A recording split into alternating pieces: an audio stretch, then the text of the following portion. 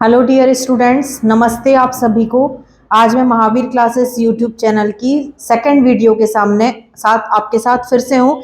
आइए, आप सभी का स्वागत है। आज आप थंबनेल पर देख रहे होंगे इवोल्यूशन करके कुछ लिखा हुआ है। तो इवोल्यूशन, यदि आपको अपना सिलेबस बहुत अच्छे से याद होगा तो इवोल्यूशन जो है वो आपकी सेकेंड यूनिट का चैप्टर है।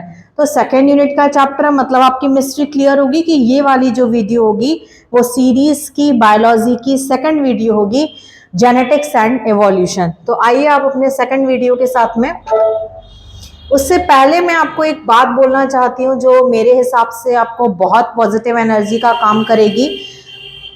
ऊंचे ख्वाबों के लिए दिल की गहराई से काम करना पड़ता है। ऊंचे ख्वाबों के लिए दिल की गहराई से काम करना पड़ता है का मतलब क्या है कि यदि आपके लक्ष्य है, आपका गोल है कि आपको लगभग 80 से ज्यादा % लाने हैं, तो आपको इसके लिए मेहनत करनी होगी।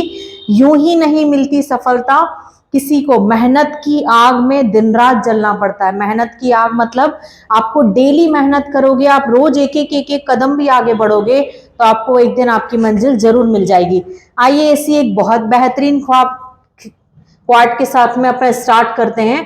पहला क्वेश्चन जो जेनेटिक एंड इवोल्यूशन का है, ZZ and ZW type of sex determination is seen in. अब सेक्स डिटर्मिनेशन वर्ड एक नया है, एक ZZ ZW कुछ कह रहा है। तो ZZ and ZW is the type of sex determination method. तो what is the meaning of sex determination? किसी भी नई प्रजाति का सेक्स को डिटरमाइन करना जो होता है वो क्या कहलाता है? Sex determination. जैसे यदि ह्यूमन में बात करें तो XX एंड XY, यदि ये XY है तो वो मेल को इंडिकेट कर रहा है, यदि XX है तो वो फीमेल को इंडिकेट कर रहे हैं। तो ये तो बात कर रहे हैं ह्यूमन स्पीशीज में।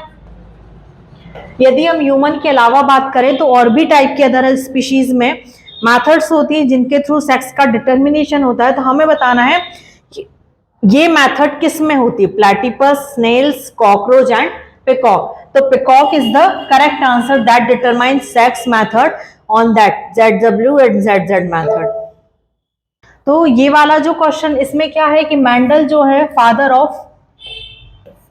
Of genetics. अब इसके बाद में आ जाएगा एक क्वेश्चन आता है कि मेंडल ने टोटल कितने लॉ प्रोवाइड किए?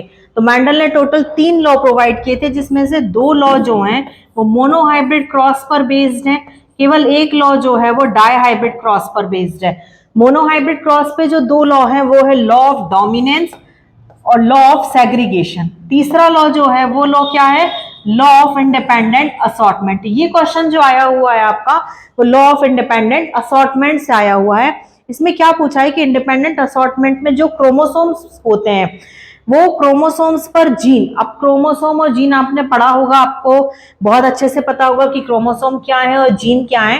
तो जीन जो होते हैं वो कैसे होते हैं, किस क्रोमोसोम्स पर अटैच्ड होते हैं या पाए जाते हैं? Non homologous, homologous, extra nuclear और सेम क्रोमोसोम। सेम तो होगा नहीं, क्योंकि यदि सेम क्रोमोसोम्स पर होंगे तो वो आगे प्रोसेस नहीं करेंगे। एक्स्ट्रा न्यूक्लियर पर भी नहीं होंगे, होमोलोगस पर भी नहीं होंगे। Non homologous is the correct answer. Next question, genes which code for a pair of contrasting traits are known as।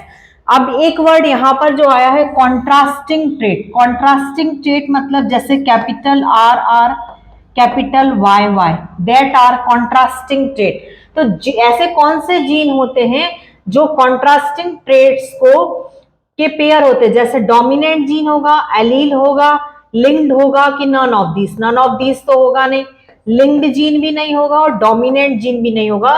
तो करेक्ट आंसर होगा एलील। अब इसके बाद में आ जाए,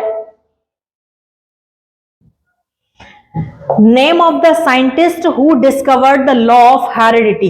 हेरिडिटी के लॉ को जिसने डिस्कवर्ड किया, तो हम बहुत अच्छे से जानते हैं हेरिडिटी के लॉ को, ग्रिगर जॉन मेंडल, जो फादर ऑफ जेनेटिक्स हैं, उन्होंने ही डिस्कवर्ड किया था। नेक्स्ट क्वेश्चन पे आ जाए, the plant Mendel used to study of inheritance to genesis, apple, mango, garden pea और पोटैटो। तो आप सभी को बहुत अच्छे से ये क्वेश्चन का आंसर पता होगा कि garden pea is the correct answer. तो गार्डन पी का जो नाम होता है, साइंटिफिक नेम, ये कई बार एग्जाम में पूछा गया है, पाइसम सटाइवम।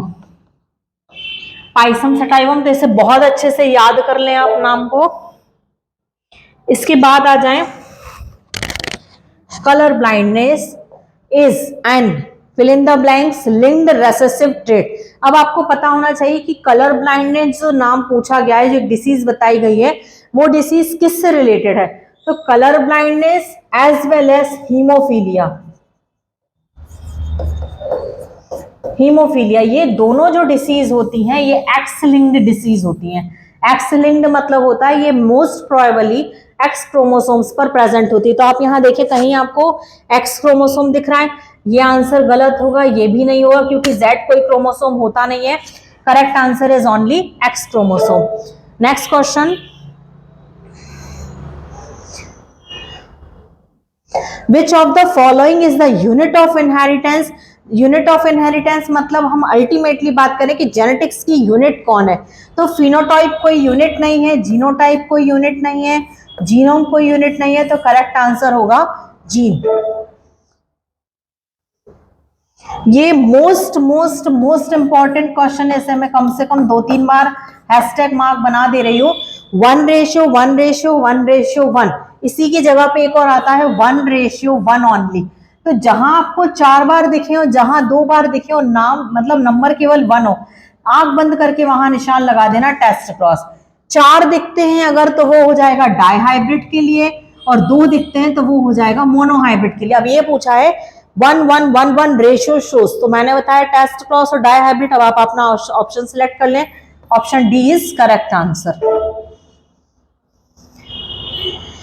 अब इसके बाद में पूछा है टेस्ट क्रॉस। आपने अपने जेनेटिक्स की स्टार्टिंग में कई 2-3 टाइप के क्रॉसेस देखे होंगे, test cross, back cross, reciprocal cross, monohybrid cross, dihybrid cross. तो उनमें से एक पूछा गया है टेस्ट क्रॉस। टेस्ट क्रॉस का मतलब होता है अपने जो F1 जनरेशन है, जैसे कैपिटल टी स्मॉल टी, इसको आप थोड़ा सा ऐसे भी समझ सकते हो, मैं थोड़ा सा एक्सप्लेन कर दे रही हूं इसे।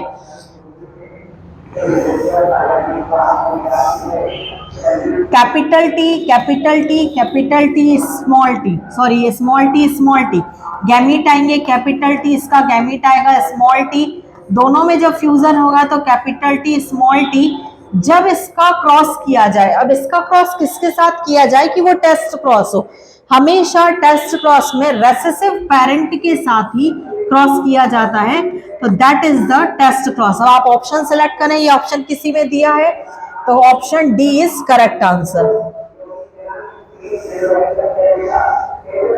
अ gene located on Y chromosome, ये थोड़ा सा साथ में हो गया है, on Y chromosome and therefore transmitted from father to son. बहुत अच्छे से याद रखना, फादर टू सन यदि बोला जा रहा है मतलब ऐसा कोई क्रोमोसोम है जो केवल और केवल फादर से सन में जा रहा है, मतलब मेल क्रोमोसोम। तो मेल क्रोमोसोम के लिए पूछा गया है सप्लीमेंट्री जीन कहेंगे, कॉम्प्लीमेंट्री जीन कहेंगे, डुप्लीकेट जीन कहेंगे, हॉलैंड्रिक जीन कहेंगे। ये मोस्ट इंपॉर्टेंट क्वेश्चन है। हॉलैंड्रिक जीन को रिस्पॉन्सिबल होता है TDF factor, testis determine factor.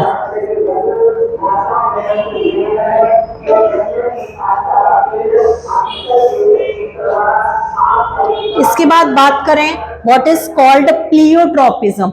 अब ये नॉन मैंडेलियन इनहेरिटेंस के जो 5 एग्जांपल आपकी बुक में दिए हुए हैं, incomplete dominance, codominance, multiple allelism, pleiotropism और पॉलीजेनिक, उनमें से 4th नंबर का जो दिया हुआ है, तो प्लियोट्रोपिज्म मतलब क्या?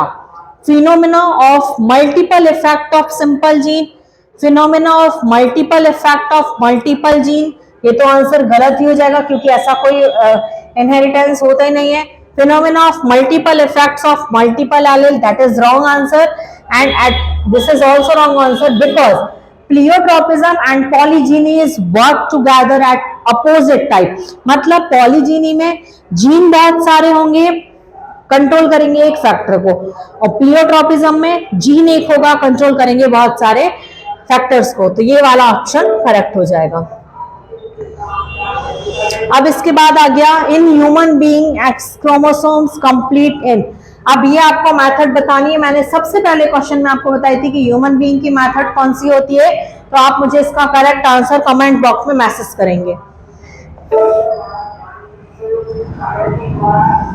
Next question, जियामेज have 10 pair of chromosome, linkage group present in. बहुत अच्छे से याद रखना, जितने क्रोमोसोम्स के पेयर होते हैं उतने ही हमेशा लिंकेज ग्रुप होते हैं, चाहे वो 5 हो, 10 हो, 50 हो, कितने भी हो। यहां 10 दिए हैं तो करेक्ट आंसर हो जाएगा 10। Next question, crossing over during meiosis occur between. This is a very most important question of competitive exam as well as NEET exam and also important for your 12th class exam की crossing over किन किन के बीच में होता है। जैसे अगर हम बात करें, ये क्रोमोसोम्स है, ये दोनों क्रोमैटिड्स हैं, ये एक दूसरा क्रोमोसोम्स है, ये इनकी क्रोमैटिड्स हैं। कभी भी क्रॉसिंग ओवर इनके बीच में नहीं होगा, हमेशा क्रॉसिंग ओवर एक ये और एक ये इन दोनों के बीच में होगा। तो सॉरी, ये होती हैं नॉन सिस्टर क्रोमैटिड। तो correct answer is non sister chromatid. Next question की बात करें, nucleic acid are polymer of. अब आपको न्यूक्लिक एसिड का स्ट्रक्चर पता होना चाहिए। मैं बहुत शॉर्ट में आपको स्ट्रक्चर बता दे रही हूं कि डीएनए जो होता है वो 4 सब्सटेंस से मिलकर के बना होता है। कार्बन चेन, कार्बन चेन के बाद में नाइट्रोजन बेस, नाइट्रोजन बेस की बाद में बात करें तो sugar molecule, and sugar molecule की बात करें तो फॉस्फेट। इन तीनों से मिलकर के जो तैयार होता है उसे हम कहते हैं न्यूक्लियोटाइड, न्यूक्लियोसाइड। जब न्यूक्लियोसाइड में फॉस्फेट मॉलिक्यूल ऐड हो जाएगा तो ये बनाता है डीएनए का स्ट्रक्चर और इसे कहा जाता है न्यूक्लियोटाइड। और डीएनए जो होता है वो न्यूक्लियोटाइड का पॉलीमर होता है। तो ऑप्शन में कहीं दिख रहा है न्यूक्लियोसाइड और टाइड दोनों दिए हैं, आपको कंफ्यूज करने के लिए याद रखिएगा न्यूक्लियोसाइड से कभी भी डीएनए नहीं बनता है। तो ये ऑप्शन गलत है, correct answer is option D. Next question, DNA stand was discovered by, important question है, आपको पता भी होगा, आप 9-10 से पढ़ रहे होंगे, Watson and Crick. Next question, enzyme responsible for DNA replication. आपको रेप्लिकेशन की प्रोसेस पता होगी इस वाले में बहुत अच्छे से, और नहीं पता है तो आप कमेंट बॉक्स में मैसेज करें, मैं आपको एक मैसेज में एक वीडियो प्रोवाइड करूंगी जिसमें रेप्लिकेशन की प्रोसेस दी होगी। तो रेप्लिकेशन की प्रोसेस का रिस्पॉन्सिबल एंजाइम जो होता है वो पॉलीमरेज होता है, जिसे हम डीएनए पॉलीमरेज के नाम से जानते हैं। नेक्स्ट क्वेश्चन, इसमें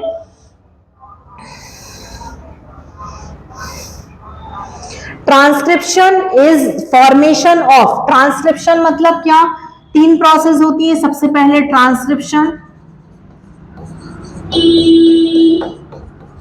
ट्रांसक्रिप्शन से बनता है, ट्रांसक्रिप्शन से एमआरएनए का फॉर्मेशन होगा। सबसे पहले डीएनए, डीएनए से एमआरएनए और एमआरएनए से प्रोटीन। मैं यहां डायरेक्ट आपको नाम लिख रही हूं,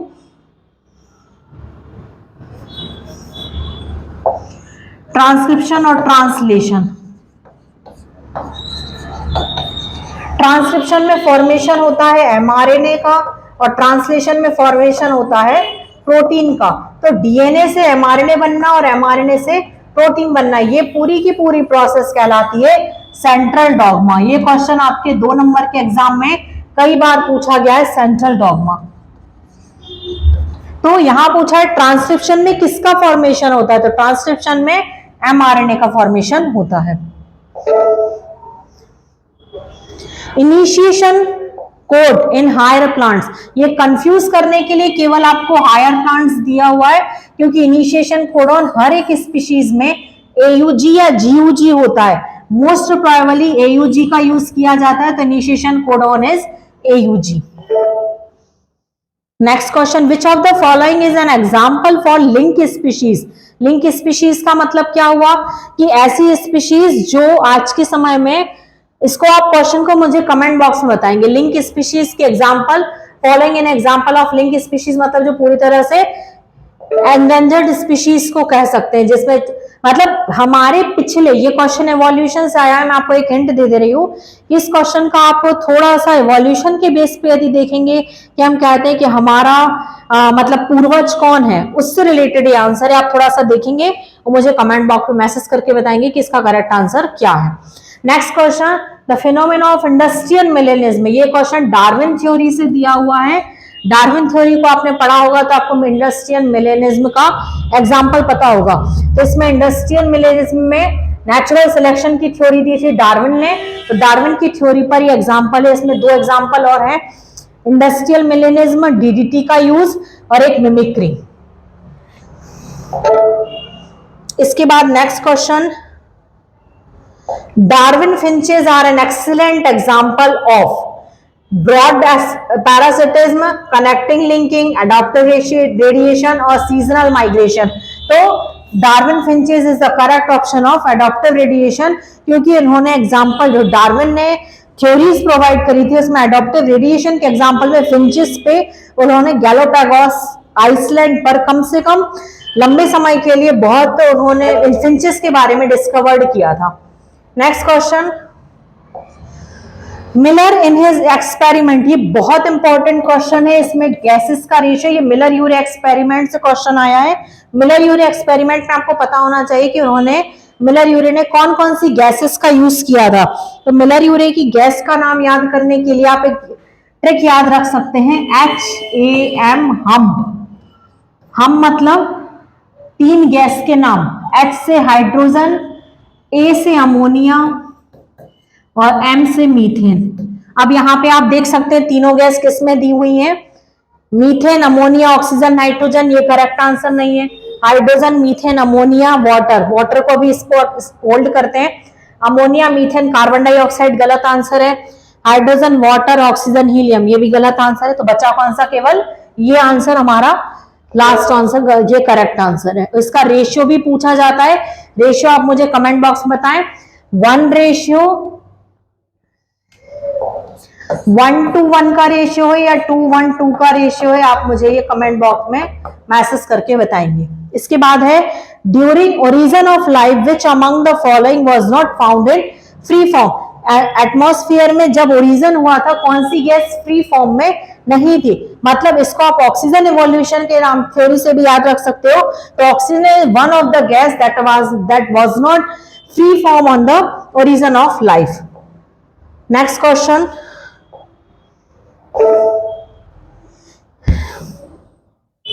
व्हाट इज द रेशियो। देखिए मैंने अभी आपको बोला था कि आप गैस का मुझे रेशियो फॉरवर्ड करिए।